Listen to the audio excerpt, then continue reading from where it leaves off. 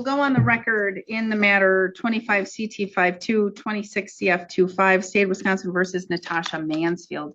The state appears through District Attorney Kevin Schmidt in person. Ms. Mansfield appears in person with her attorney, Bruce Anderson. We don't yet have you opted in, Mr. Anderson. Is that like the same issue that you said this morning?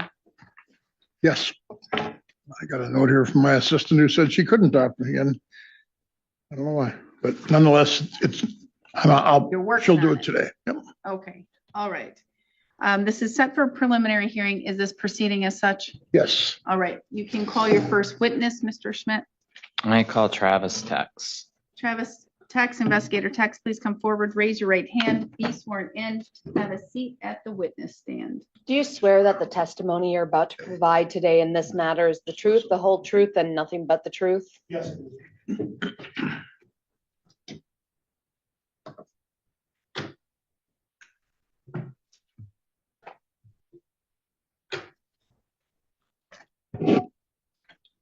You may begin.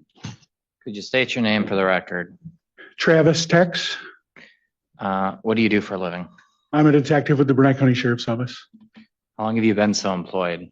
I've been with Burnett County since September of 2001. Do you know somebody named Brady Mangan? I do. Who is that? It's one of our road deputies. Do you know his work to be trustworthy and reliable? Yes. Did you review a criminal complaint as it relates to an incident involving someone named Natasha Mansfield? Yes, I did. To indicate that Deputy Mangan had contact with her on January 10th, 2026. Yes. How'd that contact go? Deputy Mangan was heading south on Highway 35. He was behind another vehicle. He noticed that there appeared to be something dragging behind that vehicle. The vehicle had turned east onto Midtown Road off of 35 and then pulled into the parking lot of the Midtown Bar. And he pulled up alongside and made contact with a female who exited the driver's seat. Are you familiar if those locations are in Burnett County? Yes, they are. Okay, what did he do next when he made contact? He had spoke to the female who had verbally identified herself as Natasha Mansfield and said that something appeared to be dragging from the rear of her vehicle. She had said that the vehicle wasn't hers and it belonged to a Jennifer, but she didn't know Jennifer's last name. Did Deputy Mangan notice any signs of impairment? He did. What signs? He had noticed that her speech appeared to be slurred. So he got out to talk to her, and as he got out and got closer to her, he noticed that her eyes were glossy and that he could smell the odor of intoxicants coming from her person. Did she consent to any field sobriety tests? She did not. Did Deputy Mangan draw her blood? Yes. And did those blood results come back already? Yes. What were those results? 254. 0.254? 0.254. Before we dive in, just a quick note. This commentary is created for educational purposes, designed to help those who may be confused or curious about courtroom processes. If you don't find it helpful, feel free to skip ahead. But for those who want a deeper understanding, stay tuned. It's about to get intense. Now here's what makes this case so serious. Prosecutors have just presented evidence that the defendant's blood alcohol concentration was 0.254, which is more than 3 times the legal driving limit in most U.S. jurisdictions.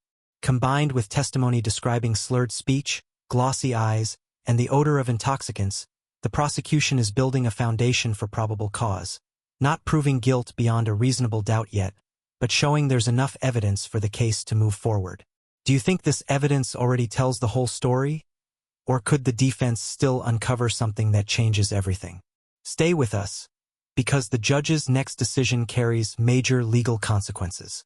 Did Deputy Mangan arrest Natasha Mansfield that night? Yes, he did.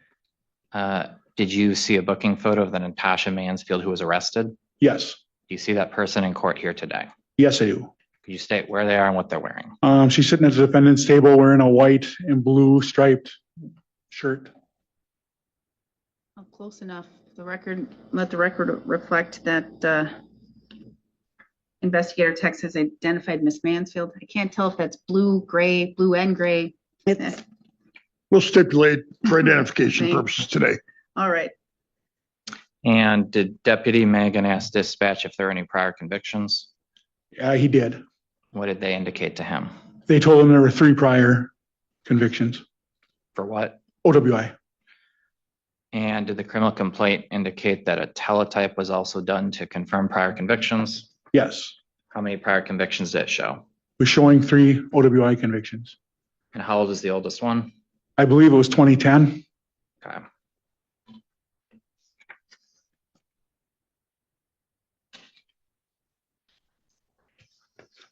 And just to clarify, when Deputy Mangan stopped her and she was operating, was she operating on a highway? Yes.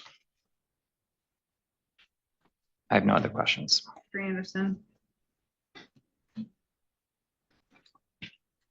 Did Deputy Mangan's reports indicate any erratic driving? I just read the criminal complaint, which mentioned just something dragging from behind the vehicle. Was the report any more specific about what was dragging? I didn't know. I don't know. I didn't look at the report. All I saw was a criminal complaint. Did the criminal complaint mention anything more specific? No. The criminal complaint referenced the dates of all of the priors?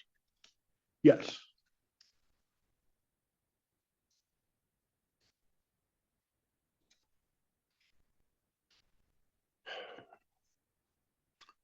No further questions. Redirect. No. All right, you may be excused. Thank you so much. Any further witnesses? No. Any witnesses? Mr. Anderson? No, Judge. All right. Well, based upon the testimony of Investigator Tex, the court will find that there is probable cause to believe a felony was probably committed and probably committed by Ms. Mansfield. To find the probable cause, and I will bind the matter over. Information, Mr. Schmidt. This is a pivotal courtroom moment that many people misunderstand. When the judge rules that probable cause exists and binds the case over for further proceedings, it is not a conviction. The court is simply deciding that the prosecution has presented enough credible evidence for the felony case to continue into the next phase. The defense will still have opportunities to challenge the evidence, negotiate, or proceed to trial. Later in this hearing, you'll also see discussions about treatment, scheduling, and even another defendant facing serious health concerns while navigating the criminal justice system. Which factor do you think should carry the most weight in court? Strict accountability, rehabilitation, or personal circumstances? Share your thoughts in the comments below. I'm filing the information right now. It mirrors the criminal complaint. Proceed with arraignment or set it for another date. I'd have to see a printed copy. I didn't bring in my computer. Of the criminal complaint or the No, the information? information to show it to my client. Mirrors the criminal complaint, but I guess we can wait. I don't know how long it takes to bring it in. I have to generate it, so it'll take like a minute or two. As soon as we get it, we'll print it and give it to you.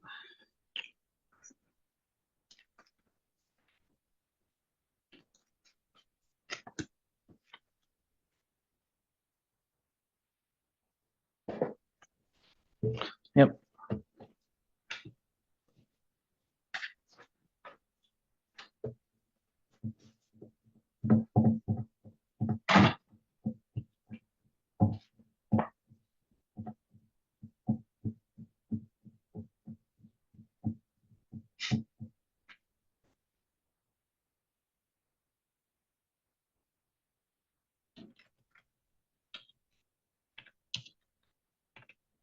Okay, just got beamed over to CCAP. All right, thank you. I don't know how long it takes. Once I receive it, I'll try to print it.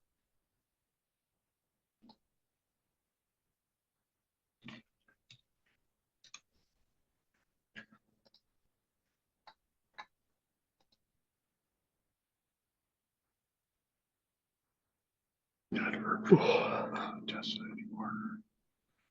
Not from a Dave Hatch. Yeah, just Dave. I did the intake with Dave. And that was on, I believe, the 27th of January. And then Tessa got a hold of me the day after my mom passed away. So then I I reconnected with her on like the 13th or the 14th of February because she wanted to know what medications I was on, and I sent that to her because she was typing up the intake, and that was it.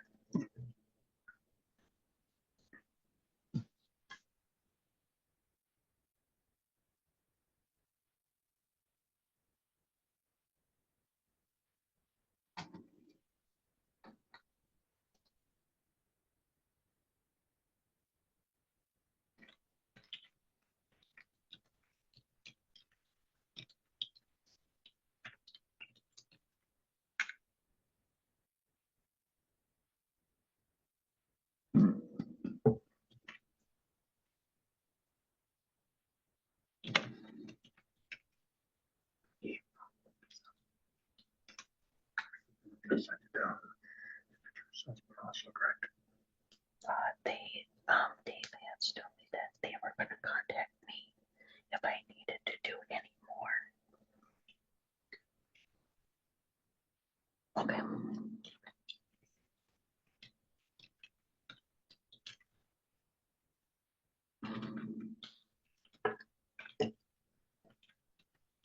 All right, we just received it, so then we'll get that printed.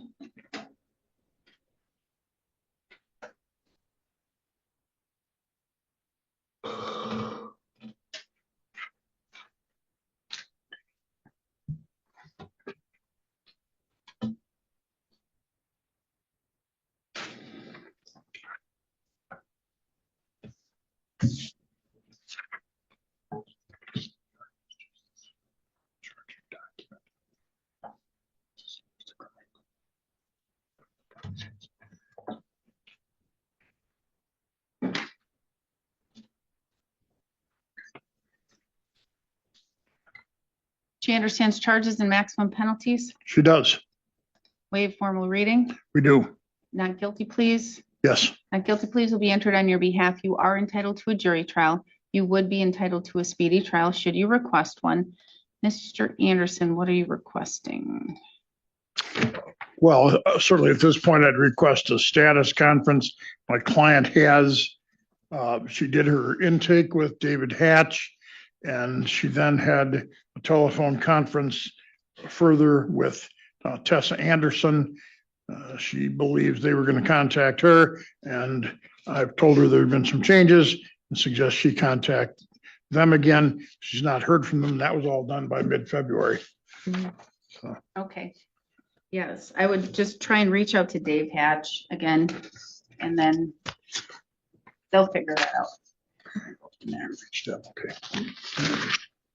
I'd ask that bond continue and we get a status conference. Okay.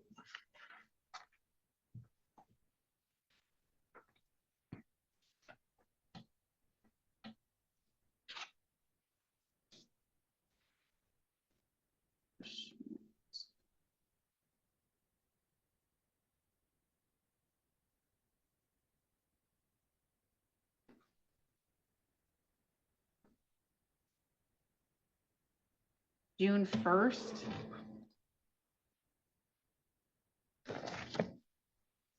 Can you do 9 a.m.? I can. All right, June 1st, 9 a.m. We will see you then. You can come get your notice. We are adjourned. Miss Daly? All right, thank you.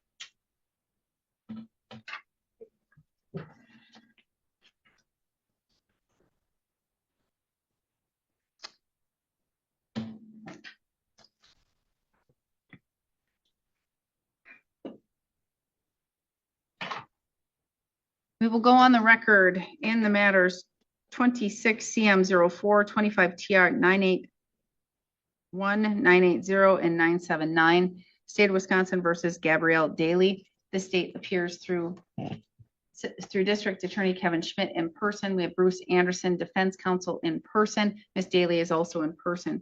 We're set today in these matters for status conferences. But before I begin, Ms. Daly, we've been receiving your mail back. Yeah, I gotta change it. I forgot to do that last time. What is the address? It is 5956 State Road 70, Webster, 54893. Okay, and telephone's the same? Um, 5851? nope, it would be 715-566-3223.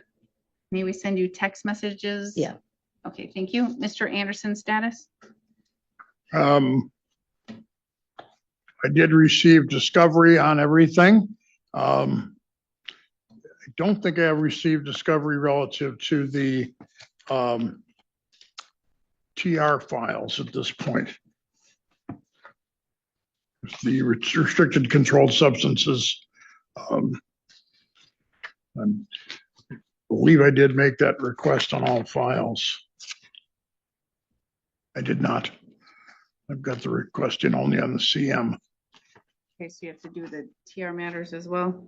I do. Don't know why that only went in on the one.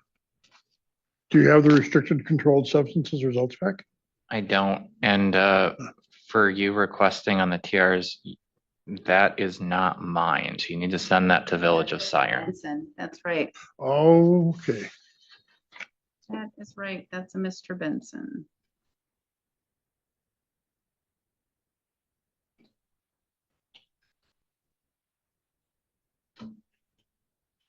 Okay, so what are we looking at? But you do have authority after he receives that discovery and whatever to move forward in the cases totally, Mr. Schmidt? I have the authority from Attorney Benson that if we come to a resolution of the CM, I can read in the TRs. Have you presented an offer? I didn't because I'm waiting for the RCS results too. Okay, all right. So waiting on all of that. Yeah, the RCS results have been even slower lately. Everything is getting slower except everything else. I've actually had the opposite experience. We've been getting some in crazy fast. Really? It used to be this would be like 9 to 15 months, and now we're getting it like 6. June. This is your case, Mr. Schmidt? Yes. June 1st at 9.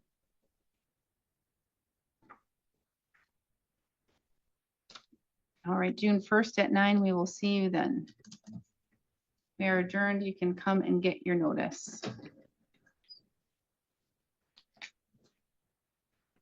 I think Hygiene Lab has done some. Record in the matter 26 CF04, State of Wisconsin versus Roberta Matrius.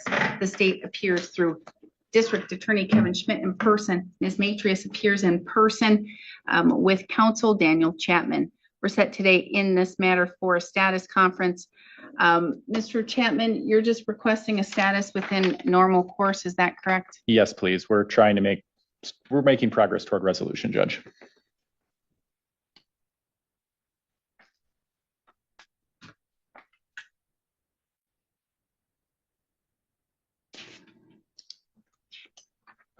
What about the June 18th at 10?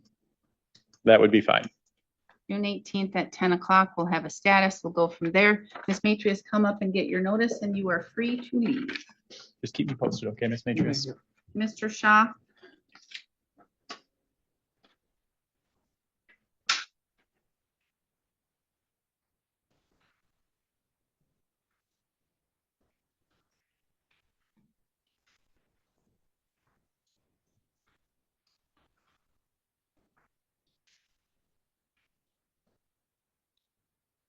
We will go on the record in the matters 25 CF64, 25 TR 291, 292, 293, 26 GF87, State of Wisconsin versus Sean Schaaf.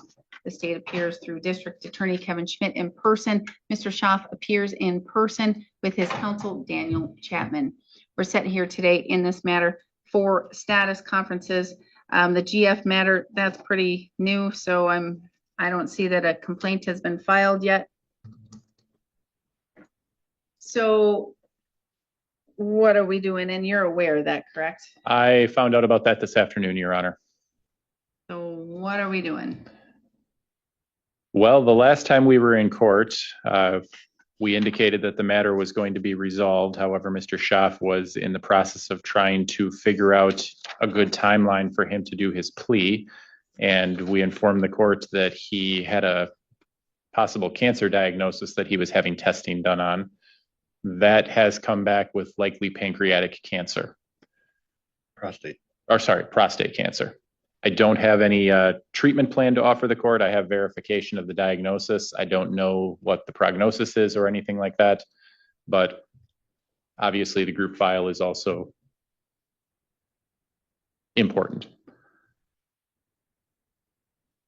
Mr. Schmidt, putting you on the spot with that group file, any idea on when or if charges are going to be filed? I hadn't been reading the PCs. I didn't know he had a new case. Nothing's been sent up by law enforcement as a referral yet. Same allegations as the original matter.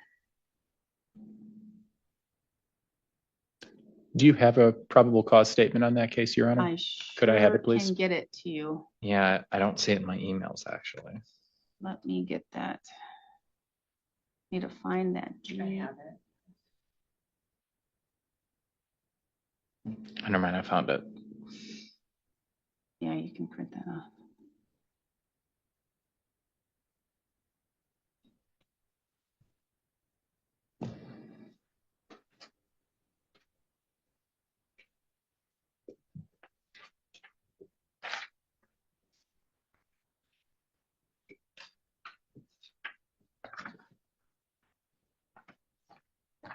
So you're PD, right? Actually, I'm privately retained on this one, Your Honor. Oh, never mind. All the ways he's good, so it doesn't matter.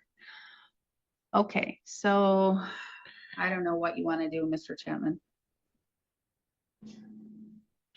I'm asking the court to schedule the 25 CF 64 matter for another status conference so Mr. Schaaf can determine with his doctor an appropriate treatment plan for his cancer diagnosis and see if that can be taken care of in a reasonable amount of time before he reports for a mandatory prison sentence.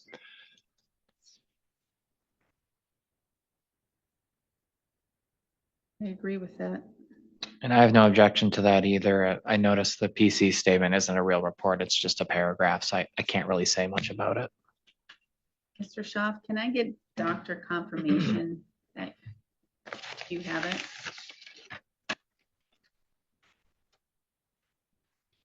And not that I don't believe you, I've been lied to many Yeah, times about I the understand. big C, so.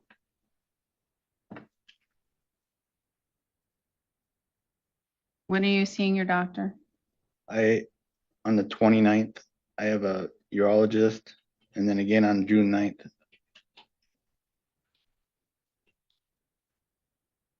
I'm sure I'll have more appointments after the 29th, though.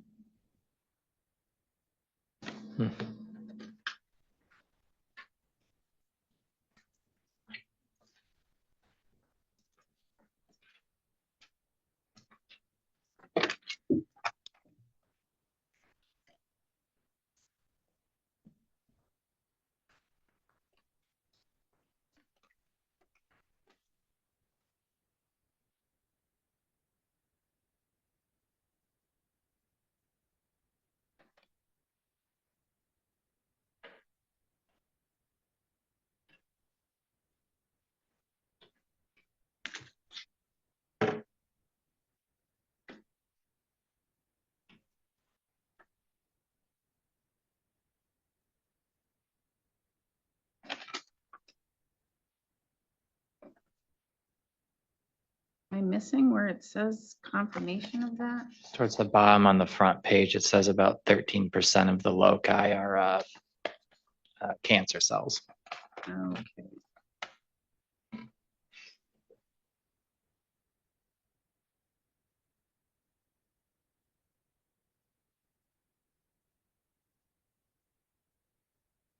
Okay, that's exempt. Yeah, because I've had to deal with the status or whatever before. And that just means inflammation, but then yes, then you see the percentage. Okay. All right. Okay, so June 9th. Can we do your June 18th at 10? Yes, Your Honor. We'll figure out what's going on. We should have something and then,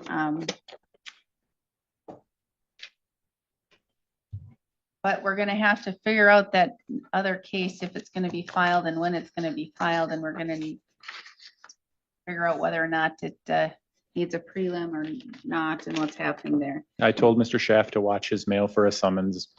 He currently has a ticket that gave him a date in August, but I'm sure there will be something scheduled before then. Okay, thank you. And Mr. Shaw, take care of yourself. Children, I forget how many, 3? Four? Four? Well, 5 altogether, but one's an adult, so. They need you. Take care of yourself. Be healthy. We'll see you in June. Thank you. Thanks. Yes. Okay, your voicemail was full last time I tried to. Okay. We'll talk more later. Okay. Oh, do you want your notices or? Kevin Sanders. Whose telephone number is 612-280 or 612-803-0688? Attorney Benson, Your Honor. All right, thank you, Mr. Benson. Today's proceedings demonstrate how courtroom hearings often involve much more than dramatic verdicts. We witnessed a preliminary hearing where the judge determined there was sufficient evidence to move a felony case forward, multiple status conferences addressing ongoing criminal matters, and thoughtful discussions balancing legal procedure with real-life circumstances, including treatment efforts and serious medical issues. Each decision followed a specific legal standard, reminding us that every stage of the judicial process serves a different purpose before any final outcome is reached.